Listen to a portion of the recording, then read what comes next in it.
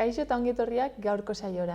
Gaurkoan, bai Euskarari elkarteko zuzendari den Roberrekin hitz egingo dugu, eta ondoren Aislanat enpresatik Julen etorriko da platora.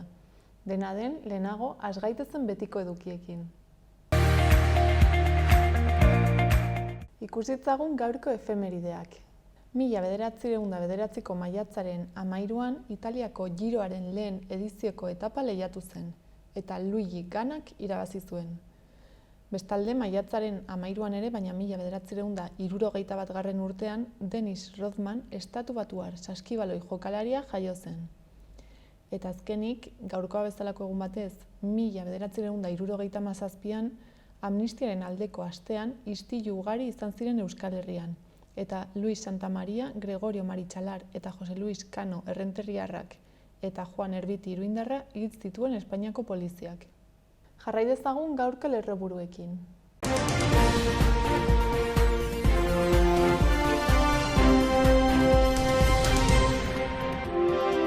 94 koronavirus kasu berri atzeman dira Nafarroan azken egunean. Astelehenetik aintzinera irekitzen ahalko dituzte ostatu jatetxetako barnealdeak Nafarroan. Txibite lehendakariaren iritziz autogobernurako mugarri historikoa da Nafarroak espetxe osasuna bere gain hartzea, 20 urtez eskumen berririk gabe egon ondoren. Gobernuak Europako 4.500.000 euro funts bideratu ditu mugikortasun elektrikoa bultzatzeko. Gobernuak nekazaritzarako laguntzak handitu ditu muga naturalak dituzten eremuetan. Nafarroko gobernuak LGTBI fobiaren aurkako 2021ko nazioarteko eguna dela eta adierazpen instituzionala onartu du. Lurralde kohesioak 5 milioi inbertituko ditu 10 errepideren zorua konpontzeko bere bide segurtasuna hobetzearren. Merkataritza eta turismo ministroak baieztatu du auto elektrikoen fabrikazioa hartuko duela Volkswagenek Landabengo lantegian. Nafarroko osasun profesionalen arreta eta lan baldintzak murriztu eta prekarizatzeko kudeaketa negargarri baten aintzinean erantzun bateratua emateko deia egin du. Lehen mailako arretaren alde 2 manifestazio antolatu dituzte aste hontarako Lizarran eta Iruñan. Aroztegiko proiektuaren ondorioz beren lurrak galdu eta kaltetuak izan diren herritarrei elkartasuna adierazi die Lekarozko herriak eta bide batez Nafarroko gobernuak pesisa bertan beiti uz dezan eta baztandarron borondatea errespeta dezan eskatu dute. Iruñako udalak 2020an ere garapenaren aldeko nazioarteko lankidetzako programa lagundu zuen 1.500.000 eurorekin aurrekontuaren 0,78%. Demokrazia partizipatiboaren Iruñako tokiko behatokia eratu da hiriko partaidetza esperientzien jarraipena eta analisia egiteko espazioa. Bihots taldeak norabide guztiak kontzertu eskainiko du ostiralean arratsaldeko 7:00 Santu Zelaieko Zibiboxan.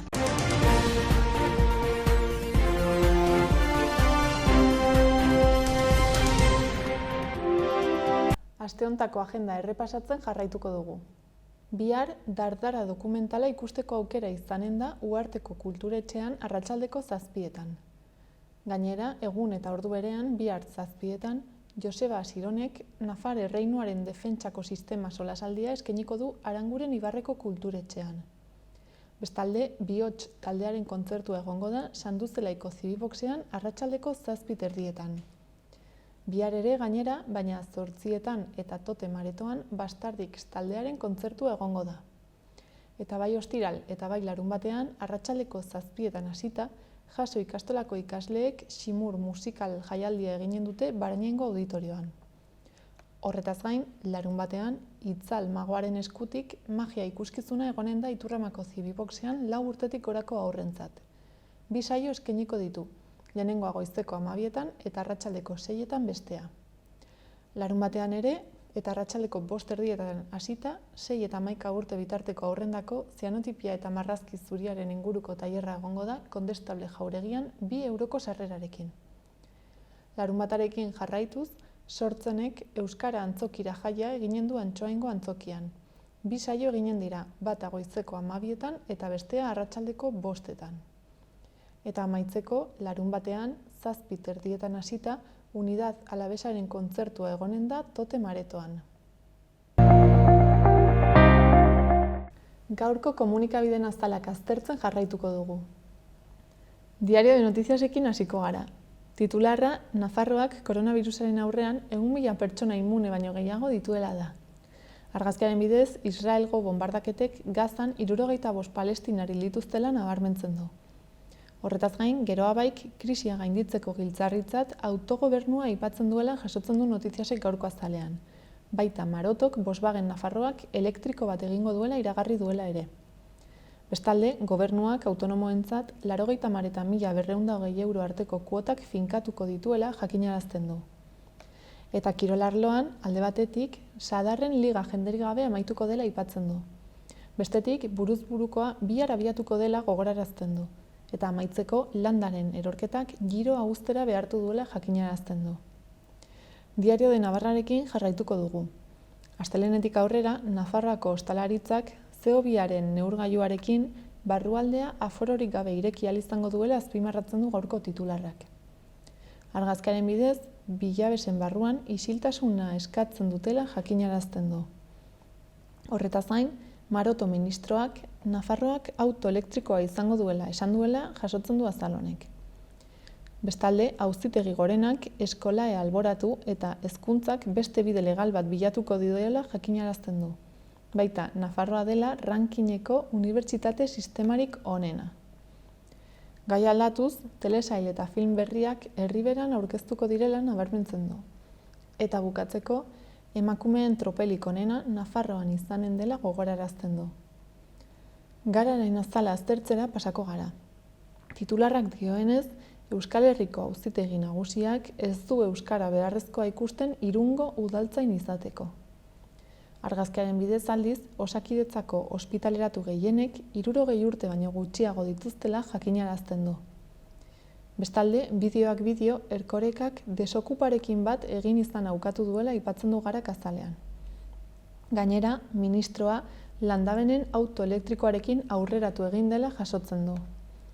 Horretaz gain, Luxemburgok Amazoni ematen dizkion laguntzetarako Europar Batasuneko Auzitegiaren abala jaso duela jakinarazten du.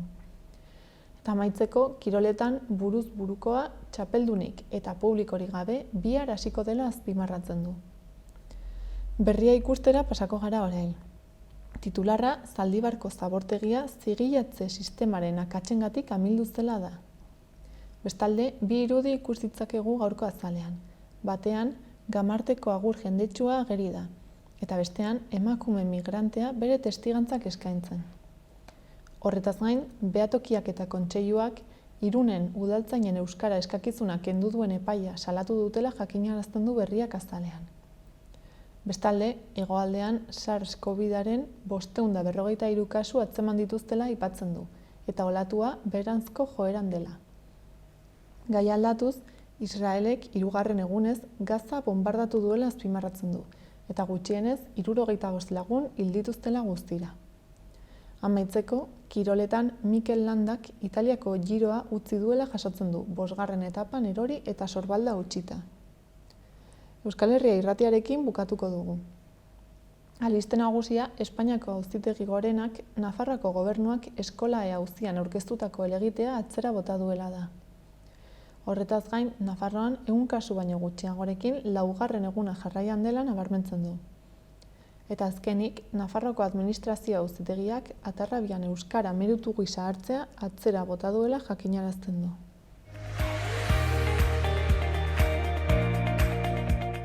Pasa gaitezen gaurko eta biharko eguraldien iragarpenak ikustera. Gaur, eguerditik aurrera eurikontuak izango ditugu. Goizean, hodeiguneak eta urdinguneak tartekatuko dira. Hegoaldeko haizea ibiliko da, zaparrada txikiren bat bota dezake nonbait eta temperatura 16 eta 18 graduraino igoko da. Arratsaldean, fronte batek eragingo digu. Haizeak ipar-mendebaldera egingo du, hodeitza trinkoagoa izango da eta euritara joko du. Kantauri isurialdeko zenbait lekutan baliteke euri txikia ia etengabe egitea. Eta bihar, egunaren lehen partean, ipar-mendebaldeko haizea bizi-bizi ibiliko da, eta itsasaldetik nahiko sarri sartuko dira zaparradak. Beraz, giroa nahiko ezatsegina izango da, batez ere ipar isurialdean. Egunaren bigarren partean ordea, atertzera egingo du, eta ostarteak zabalduko dira. Euskal Herriaren erdialdean eta hegoaldean ateri eutsiko dio, eta hodeiguneak eta urdinguneak tartekatuko dira egun osoan zehar. Tenperaturan ez da aldaketarik izango.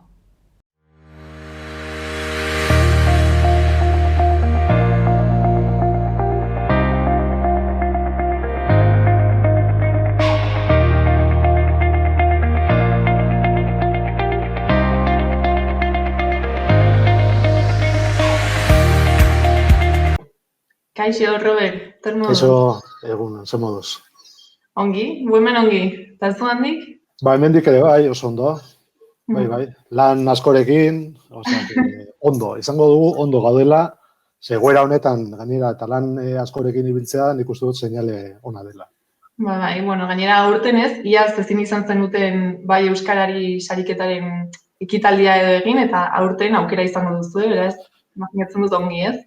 Hori da, guretzat iazkoa, guretzat eta mundu guztiarentzat, ez? Oso urte berezia izan zen, azken momentura arte ibili ginen, aber zer egin, bai Euskari sarien ekitaldia mantendu, bertan behera utzi, egoera hartan, nik uste dut ezinezkoa zela, ekitaldi egoki bat egitea, eta azkenean erabaki genuen bertan behera ustea, ekitaldi fisikoa, bai egin genuela sarearen bidez eta bar, gure komunidadean nolabait saritzeko saio bat, eta azkenean bai Euskari komunidadea izan zen 2020an saritu genuena, baina aurten berriz berriro heldu diogu gaiari, eta egin ahal izango dugu bai Euskari sarien ekitaldia, presentzial izango da, aforoa murriztua izango dugu, eta ezin izango da aurreko urteetakoa bezalako ekitaldi bat izan, baina behintzat aukera izango dugu berriz ere elkartzeko, nahiz eta jende gutxiago izan. Eta egingo duzu ez, ekainean Donostian? Hori da, ekainaren 17an izango da, Donostian, Eureka Zientzia Museoan, eta momentu honetan ari gara dena prestatzen ekitaldi horri begira. Eta oraindik ez dakigu ez, nori izango den saritua? Oraingoz ez. Normalean ekitaldian bertan jakinarazten dugu, zeintzuk diren urte bakoitzeko saridunak, eta aurten ere hala izango da. Eta sari hauen helburua zein da? Pixka bat zer bilatzen du saritzea edo bultzatzea? Bai, hemen 2009tik ari gara bai Euskari sarien ekitaldia antolatzen, eta hemen bilatzen duguna da, urte bakoitzean bai Euskari komunidadean urratsak ematen gehien nabarmendu diren entidadeak, ez? Eta orduan egiten duguna da, bai Euskari ziurtagiria duten entidade horietatik, enpresak, saltokiak, elkarte, era guztietako entidade horietatik, normalean 2 edo 3 aukeratzen dira, eta horiek saritzen dira ekitaldi baten bidez, ez? Azken finean helburua da ereduak erakustea, ez? Esatea, entidade hauek ari dira urrats hauek egiten, modu honetan ari dira lan hori egiten, eta zuek ere, beste entidade horiek ere aldute gauza bera egin, ez? Orduan hori da helburua, ez? Nolabait aitortu nahi diegu egiten ari diren lana, eta era berean gainerako entidadei ereduak erakustea da helburua. Orduan, aurten ez, izan dugun urte bereziarekin, agian sari honek oraindik garrantzi bikoitza eta esan nahi gehiago izango du inoiz baino. Seguru asko bai, ez dizut esango zeintzuk izango diren saridunak, baina horietako bat izango da, pandemia egoera honetan, esan dezagun, oso kaltetu izan den sektore bateko eragilea, ez? Eta, uste dut, beraien lana aitortzea ere, egokia dela. Spoilerrik gabe, baina... Hori da. Zaila da mantentzea ezer esan gabe. Eta aipatu duzu ez, bai Euskarari ziurtagiri hauen kontua, eta horren inguruan ere kanpaina bat egiten zabiltzate jende gehiago animatzen den, entitate gehiago esan. Bai, hori da, ari gara 11 arrazoi izeneko kanpaina egiten, normalean urtero egiten ditugu zera honetako komunikazio kanpainak, ez pizkat, bai Euskari elkartetik egiten dugun lana ezagutzera emateko, ziurtagiriaren bidez egiten ari garena gizarteari eta sektore guztietako erakundei azaltzeko eta erakunde berriak erakartzeko bai Euskari komunidadera, ez? Aurten nahiago izan dugu, beti esaten dugu, ez? Jo, pues, gure ustez, bai Euskadi ziurtagiria lortzea egokia da, pues, X arrazoirengatik, ez? Edo elkarrizketetan ere askotan galdetzen digute, ez? Eta entitate batek zergatik eskuratu nahi izaten du bai Euskadi ziurtagiria.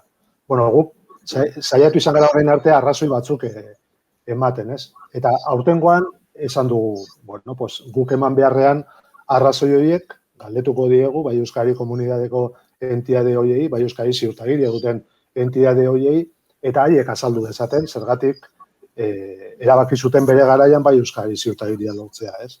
Horrekin erakusten ari gara, ez dagoela arrazoi bat eta bakarra bai Euskadi ziurtagiria eskuratzeko eta Euskararen inguruan urratsak emateko eta, bueno, enpresa bakoitzak, Euskara txertatzen juteko, ez? Bakoitzak baditu bere arrazoiak, bakoitzak baditu bere motivazioak, eta kanpaina honen bitartez, 11 arrazoi kanpainaren bitartez, saiatzen ari gara hori azaltzen, ez? Entitate beraiek azaltzen dute zergatik duten ziurtagiria. Ziurtagiria. Bueno, dena 11 baina gehiago izango dira, ez? Arrazoiak. Bai. 11 dira, egia esan, gure harridurarako, bueno, momentu honetan orain arte ja 11 izan dira, zabaldu ditugun bideoak, bueno, honek jarraipena izango du, eta gure harridurarako, bueno, pues, aste hauetan, bideo hauek sare sozialetan eta bar zabaltzen genituen bitartean, komunitateko beste asko jarri dira gurekin harremanetan, eta beraiek ere parte hartu nahi zutela bideo baten bidez, beraien arrazoia azaltzeko. Bueno, guretzat hori izugarria da, ez?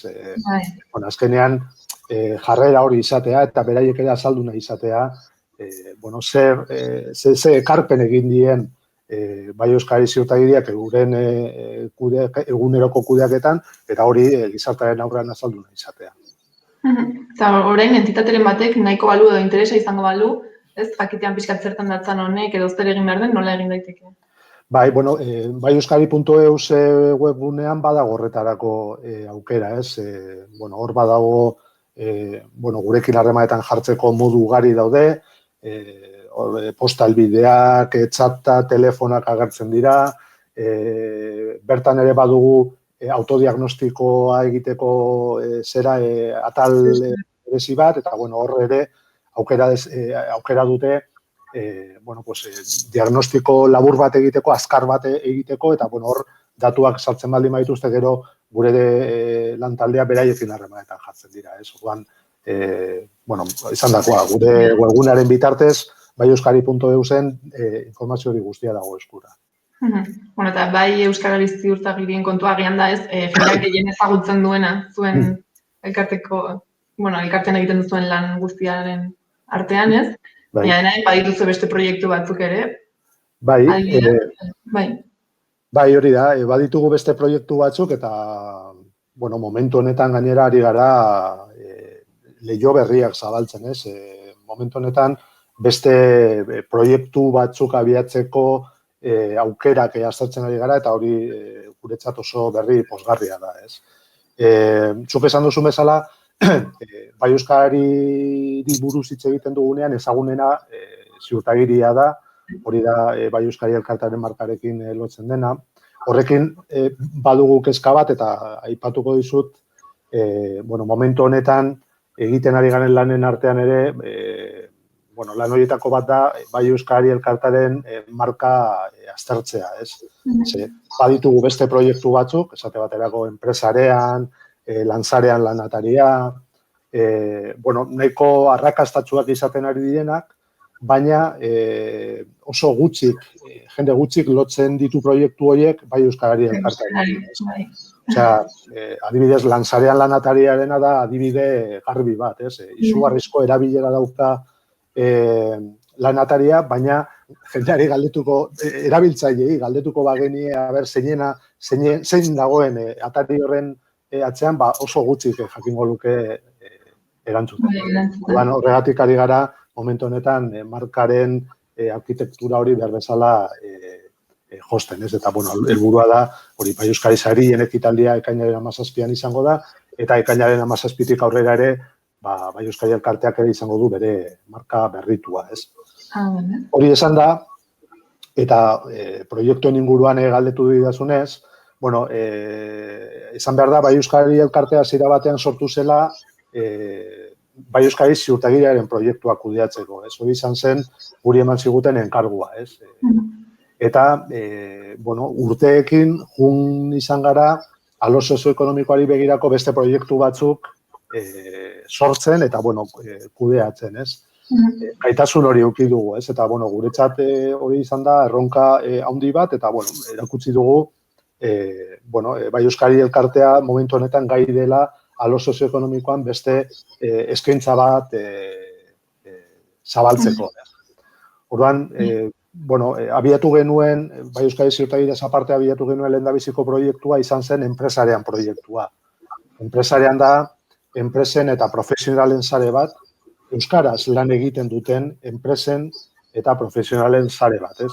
Euskara hutsez garatzen ari da proiektu hori, eta hemen, bueno, aipatu behar da, bueno, baditugula babesle esanguratsuak, Gipuzkoako Foru Aldundia esate baterako, edo Orona, Esprit, Laboralkuntza, horiek ere ari dira proiektua babesten, eta, bueno, horrek ere erakusten du, bueno, proiektu honi ematen diotela garrantzi berezi bat, ez?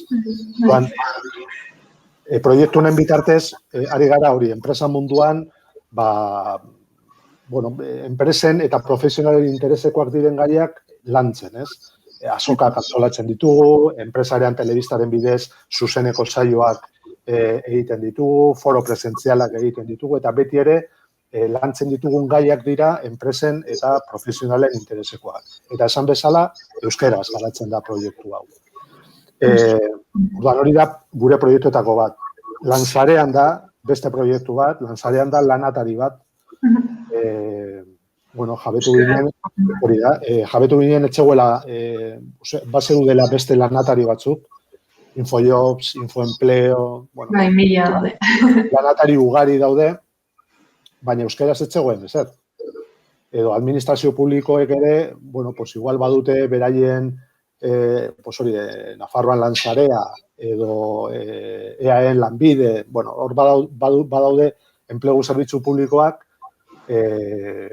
webguneak ere badituzte, eta normalean webgune horien euskarazko aldean gaztelerazko eskaintzak zabaltzen dituzte, ez? Eta, bueno, konturatu ginen etzegoela, pues hori, lanatari bat euskara gautzez, ez? Eta orduan, egin genuen izan zen, pues, sortu. Eta orduan, momentu honetan, lansarean da, enpresei eta lan bilari diren pertsonei zuzendutako lanatari bat. Enpresek aukera dute lan eskaintzak iragartzeko eta lan eskaintzak bertatik kudeatzeko eta lan bilari diren pertsonek ere aukera dute bertan beraien kurrikulumak igotzeko, enpresekin harremanetan jartzeko, lan eskaintzetan izena emateko, bueno, lanatari batek eskaintzen ditu aukera guztiak eskaintzen ditu lansarean, ez? Eta, bueno, lehen esan dizudana, lansarean da, Bai Euskadi elkartearen proiektuetatik, momentu honetan, esan dezagun, bizibilidade handiena, zabalkunde handienetakoa duena, ez? Izugarria da, erabilera, jende pilo bat sartzen da, lan eskaintzak argitaratzen dira, kontratazioak ere bideratzen ari dira, bueno, uste dugu, proiektu arrakastatsua izaten ari dela. Eta, bueno, animatzen dut mundu guztia erabiltzera. Enpresak, beraien zera lan eskaintzen berri bertan zabaltzera, eta gero lanbilari diren pertsonek ere aukera dute hor, modu errez batez, eskaintzen berri jasotzeko eta eskaintza horietan izena emateko. Geroz eta gehiago ez, ari da handitzen komunitatea esan. Bai, hori da. Izugarrizko mugimendua dauka eta, bueno, orain adibidez ari gara lan berezi bat egiten, batez ere gazte jendearen artean, ez? Bueno, horiek dira euskaraz formatzen ari direnak, nahiko genuke hezkuntza mundutik lan mundura ematen den jauzi hori euskaraz izatea, eta orduan, bueno, alekin berezi egiten ari gara horretarako, ez? Adibidez, orain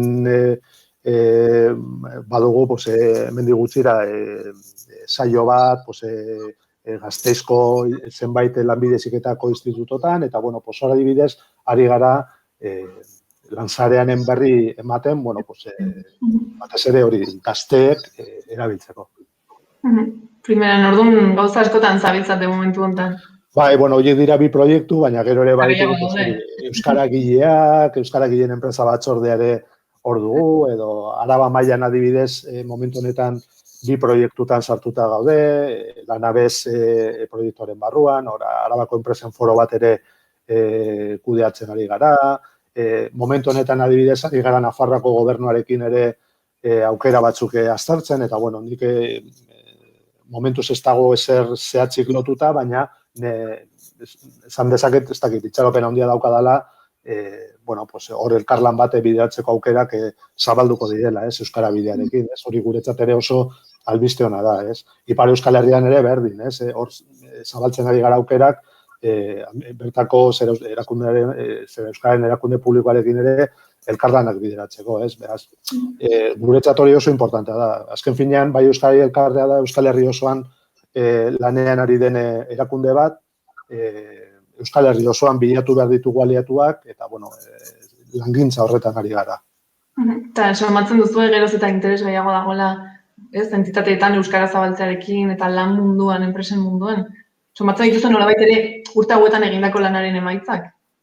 Bueno, ikusten ari gara, bai Euskari Elkartea da horren adibide bat, azkenean proiektu bat kudeatzeko sortu ginen, eta, bueno, pizkanaka ari gara, bueno, gure eskaintza zabaltzen, ari gara gero eta proiektu gehiago sortzen, mugimendua egon badago. Nahikoa da mugimendu hori? Hombre, niri galdetzen baldin baiasunik esango nizuke, oraindik ere askoz mugimendu handiagoa behar dela. Bueno, azkenean, arlo sozioekonomikoan entidade asko gaude, gure bezalako erakundeak gaude, sindikatuak ere badaude, enpresak ere badaude, konsumitzaileak ere badaude, administrazioak ere egon badaude, eta orduan egin behar dena da, bueno, josi, hor parte hartzen ari garen guztion arteko izan dezagun interesak, eta, bueno, guztion artean elkarrekin juten baldin bagara, zalantzari gabe, asko emaitza hobeak lortuko ditugu. Mundu konplexua da, Oso. Azken finean, enpresentzat, pizkanaka jabetzen ari dira, hizkuntzak kudeatzen ari direla eta kudeatu behar dituztela, Euskara ere kudeatu behar da. Eta, bueno, hori da transmititzen ari garen mezua, Bueno, eta pizkanaka ari dira. 11 arrazoi kanpaina horrekin mezu horiek ere zabaltzen ari gara, Azken finean, enpresa batzuentzat, Euskara importante izango da, ez dakit, barruko zera langileen arteko kohesioa areagotzeko. Beste batzuentzat, bezeroi zuzentzeko garaian ematen diote garrantzia, Horregatik ere lehen esan dizut, motivazioak ere diferenteak dira, eta orduan hori da landu behar dena. Ikusi behar da, enpresa bakoitzak ikustarazi behar zaio, balioak egon badaudela, eta enpresa bakoitzak konturatu behar da, jabetu behar da, zein izan behar den, zein den Euskarak berari egiten dion ekarpena. Ez dakit horrela bukatzeko, edo beste proiektuaren baten inguruan hitz egin nahiko zenuken, ala aipatu ditugun garrantzitsuenak, eta agian. Bai, horiek dira garrantzitsuenak, orain ere aurten Kutxa Fundazioarekin ere hitzaldi ziklo bat ere antolatuko dugu. Esandakoa, ari gara aukera diferenteak aztertzen, pero hitzarmenak ere baditu, hainbat udalekin eta beraiekin ere ari gara herri mailan, hiri mailan, ekintza proiektu zehatzagoak bideratzen, Gasteizen edo Nafarroan adibidez Barainainen, ari gara gauza diferenteak egiten Euskal Herri osoan zer, hori da kontua. Orduan izango dugu zuen berri. Seguro baietz. Eta bestela zuen gunean, aipatu duzu bezala, bai enpresek, entitateek edo lanbila dabiltzan gazteek ere.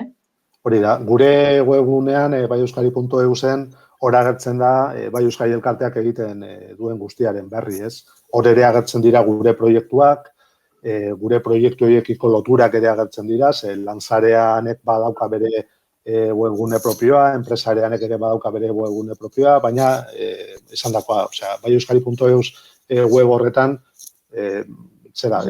denetarako sarbidea dago, hor baliabideak ere eskuratzeko aukera dago, 11 arrazoi kanpaina honen berri ere bertan ematen da, beraz, hor dago eskura guri buruzko informazio guztia. Sartu beharko gara begiratzera. Eta ere, jakiteko ez nork irabaziko duen aurtengo sari hori. Hori da. Horren berri ere zabalduko dizuegu. Primeran, mila esker, Robert, gurekin. Mila esker zuei. Eta beste bat arte. Oso ondo, aio.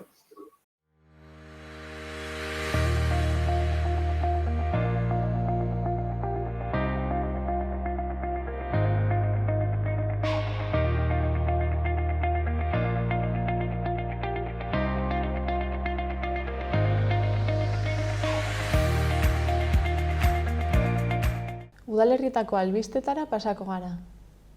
Uharten superheroiak eta printzesak adin txikikoen hipersexualizazioa eta edertasun normatiboa solasaldia eskainiko du Idoia Leku Epainak maiatzaren 20ean arratsaldeko 5etan online.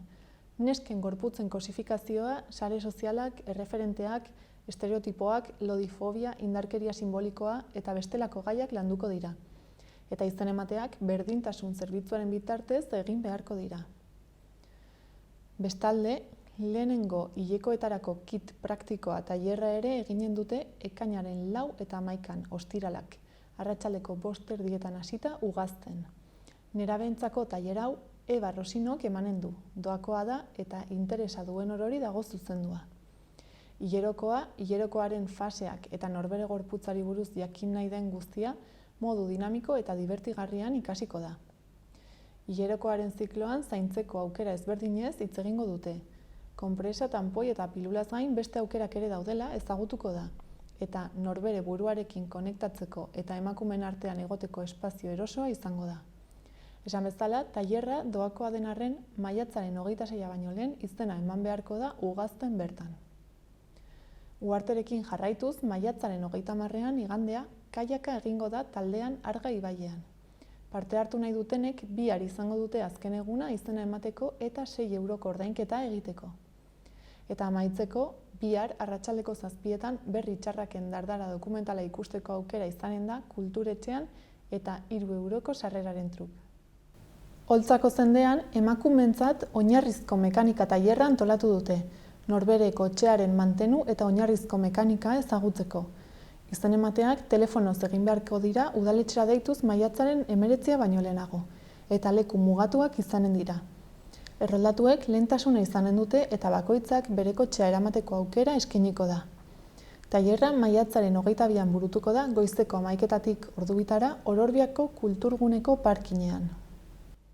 Eta Iruñean udalak 2020an ere osasun krisiaren eta konfinamenduaren ondorioek ukitutako urtean Garapenaren aldeko nazioarteko lankidetzako udal programa lagundu zuen, 1,5 milioi eurorekin aurrekontuaren 0,78. Horrela, Nazio Batuen Erakundeak Garapenaren aldeko nazioarteko lankidetza bideratzea gomendatzen duen gutxieneko 100koa bete zen. Iruñean biztanle bakoitzak urtean 7,42 euro eman zituen. Programaren helburua da herrialde pobreenetako edo hegoaldeko herrialdeetako komunitatei laguntzea. Garapenaren aldeko nazioarteko lankidetzako udal programa 4 lanildo nagusitan egituratzen da, eta 6 dirulaguntza deialdi barne hartzen ditu. Lehen lanildoa garapenaren aldeko sentsibilizazio eta hezkuntza da, zeinera 205.600 euro bideratuko baitira, guztizkoaren 14,5. Bertan, barne hartzen dira 3 dirulaguntza deialdi eta Nafarroako gobernuz kanpoko erakundeen koordinakundearekin sinatutako hitzarmena. Bigarren lan ildo nagusia giza garapenerako laguntza da, volumen ekonomiko handiena duena, 1.000.000 euro baino gehiagorekin, guztizkoaren 174,4. Bere edukia honela egituratzen da. 2 dirulaguntza deialdi eta ekarpena lankidetzarako Nafarroako toki funtsari, 54.000 eurokoa. Hirugarren lan ildoa larrialdi humanitarioetarako laguntzan oinarritu zen. Aurreko urteetan bezala, deialdiak zehaztapen geografikorik gabeko larrialdi humanitarioko jarduketa proiektuak diruz laguntza eduki zuen xede. Naturo mendiek eta giza gatazkik sortutako larrialdi egoeren testuinguruan.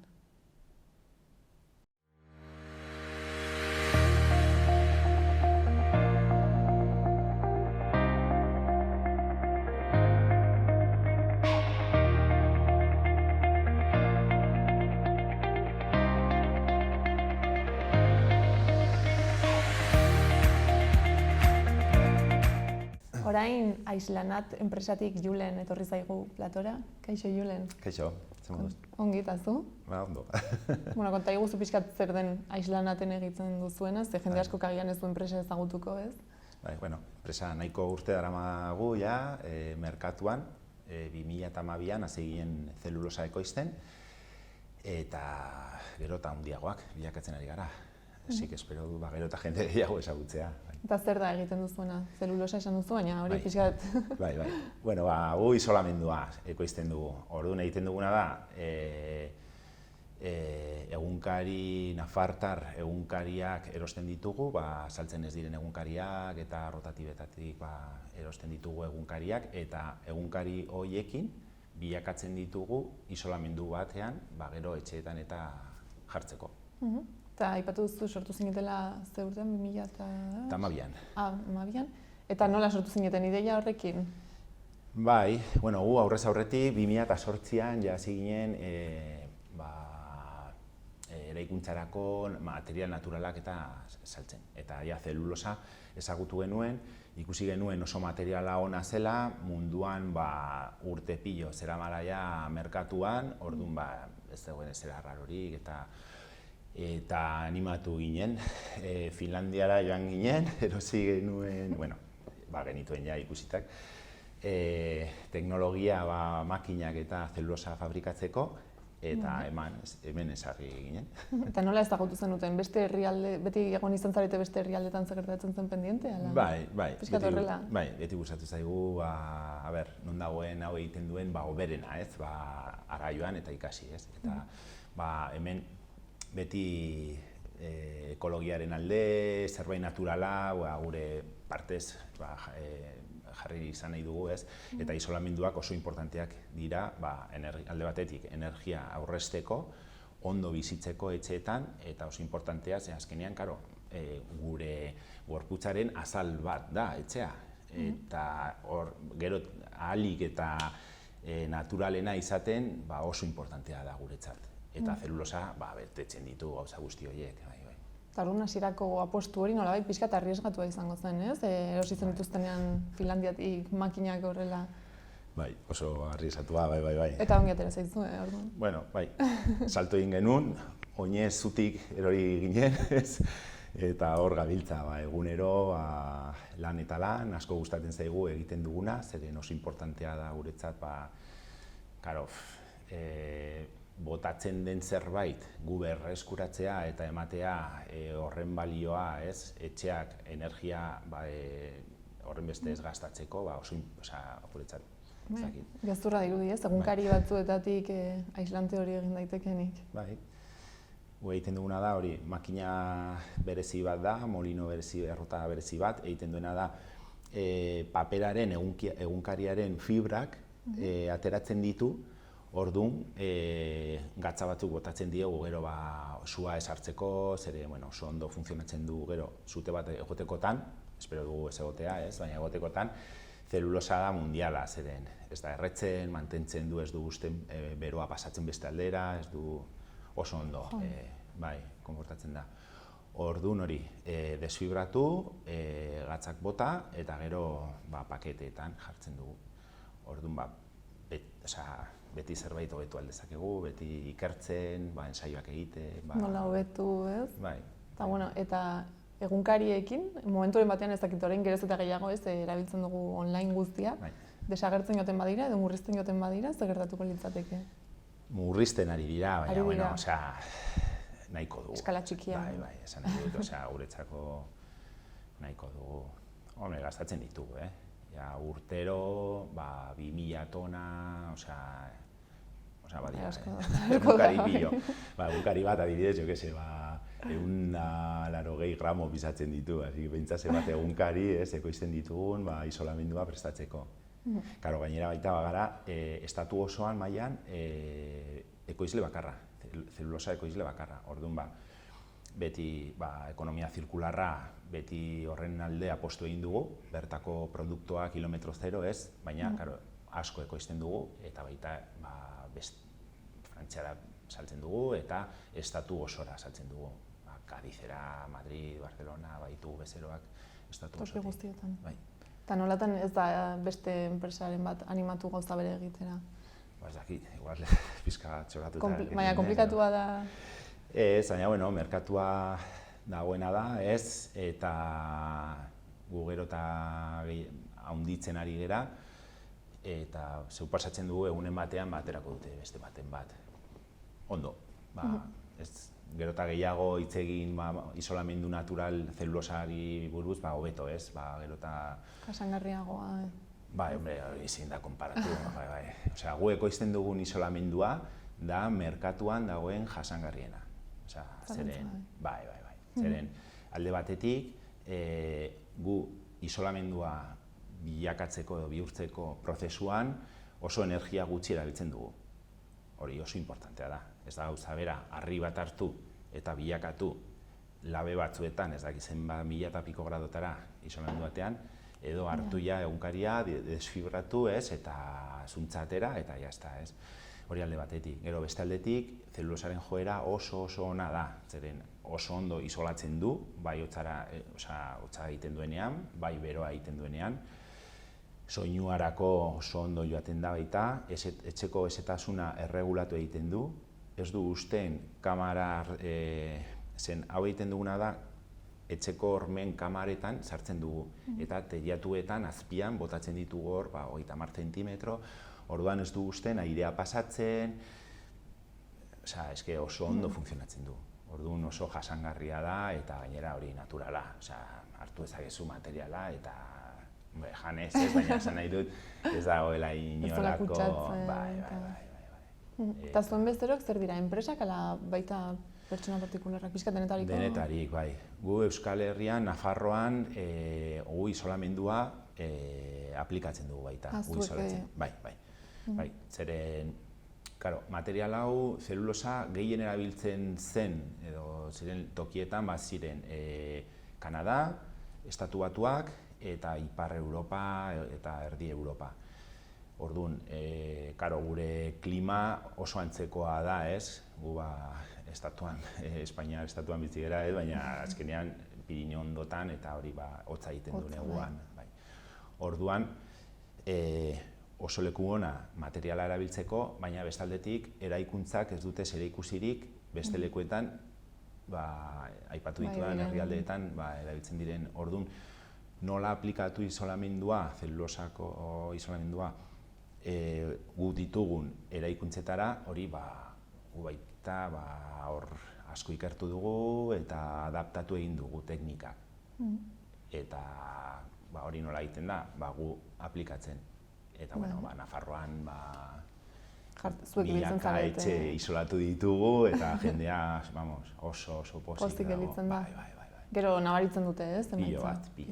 Gainera hori, isolamendu honen abantaila, zu etxe bat isolatzerakoan, hurrengo egunean nabaritzen da. Momentuan. Bai, ez da, hemendik 2 urtetara... Eta gero horrek zerbetiko irauten du, ala? Bai, ez du mantenimendurik behar, bai. Egiten dugu da, oso importantea da profesional batek egitea. Zeren, karo, ez badakizu ezagian. Ez da ikusten, orduan, densidade bereziak sartu behar dira, gero demorarekin hori ez jeizteko. Orduan, gaizki egiten baldin baduzu, hori jeitzi daiteke, orduan oso importantea da horregaitik profesionalak egitea.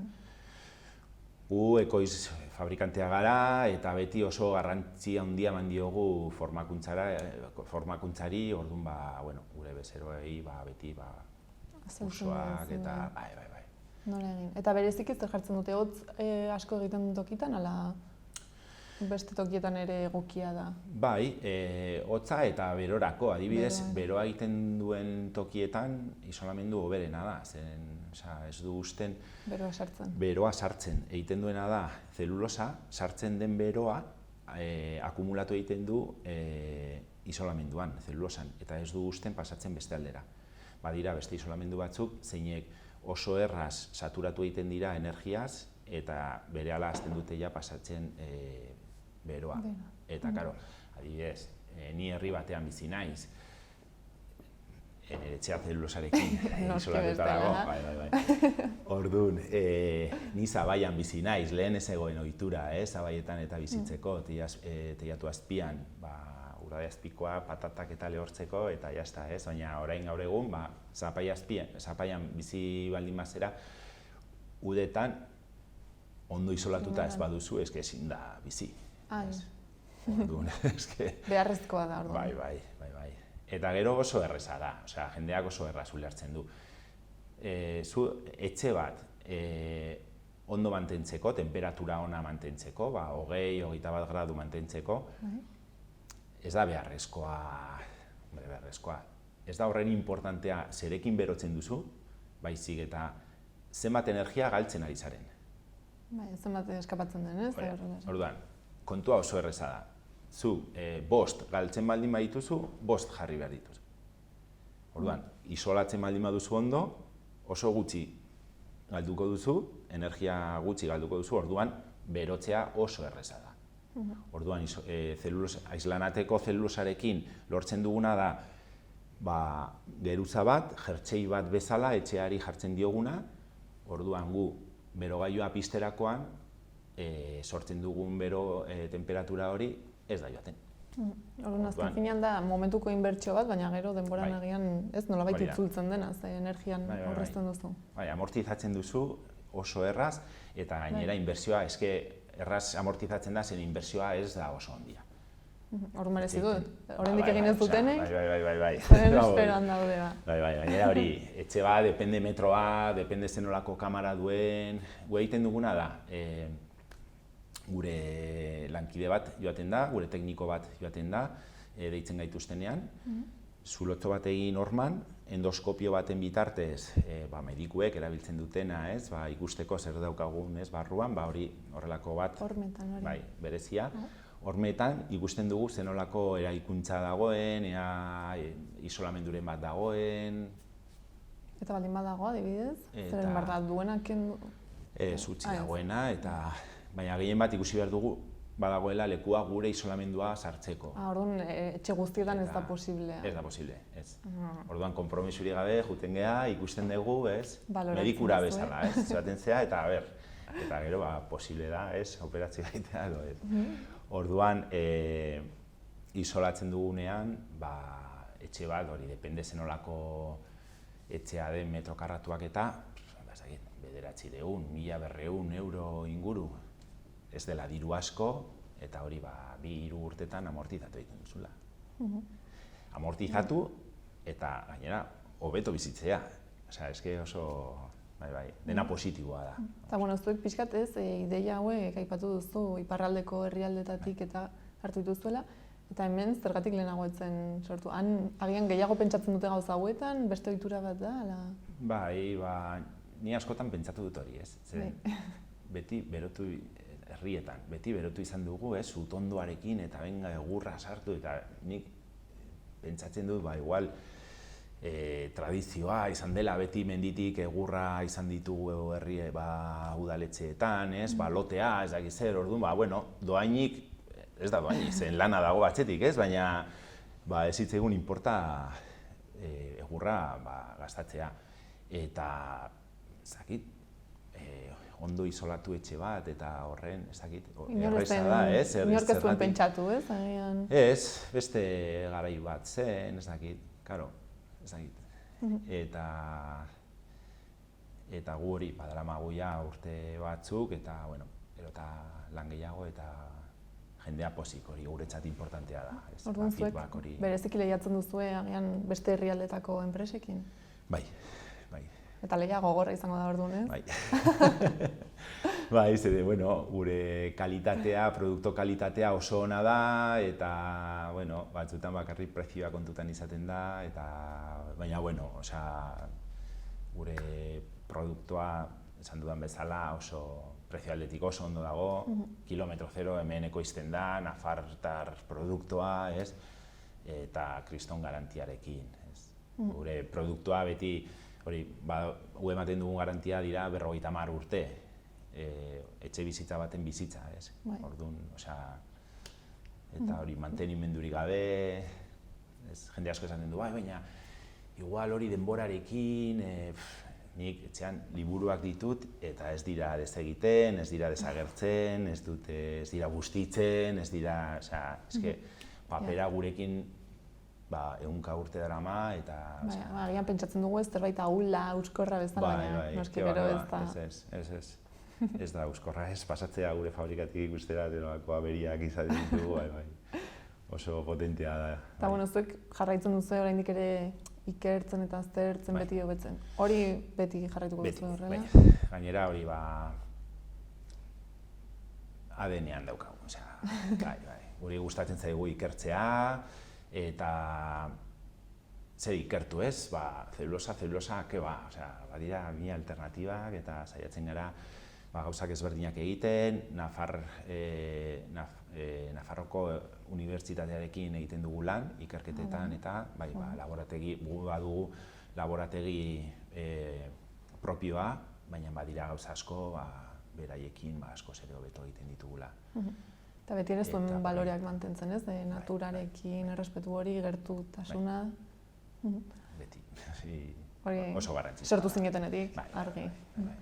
Ez dakit ja, amaitzeko ez, agian zerbait faltatu izan zaigun ez duguna esan eta garrantzitsua den esatea zuen enpresari buruz edo egiten duzuenari buruz. Ala besterik gabe ez, agian jende animatzera ez, ez zuek ezagutzera, agian. Animatzen du jendea isolatzera, bere etxea isolatzeko, esperientzia egun batean egiten dugu, goiz batean, obrarik gabe, oso azkar, urte asko daramagu eta gure lankideak profesionala oso onak dira.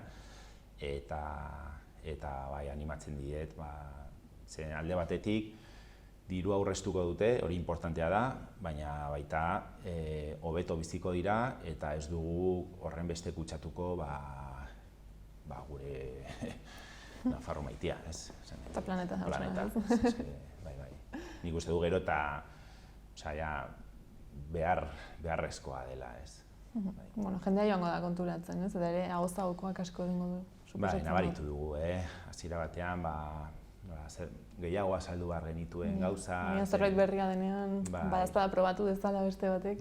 Eta nola ez den ikusten, ez? Jendea, orain ja inork ez du zalantzan jartzen isolatu behar dela. Guztiok ulertzen dugu, hasieran teiatu azpietan 30 zentimetro, horren beste, eta orain inork. Zu jarri kamera potente bat, zeren nabaritzen da pilo bat. Orduan bideo honetikoaz. Bai, ikusi baiet. Mila esker etortzeagatik honen berri matera, eta primeran joan dadila guztia. Mila esker,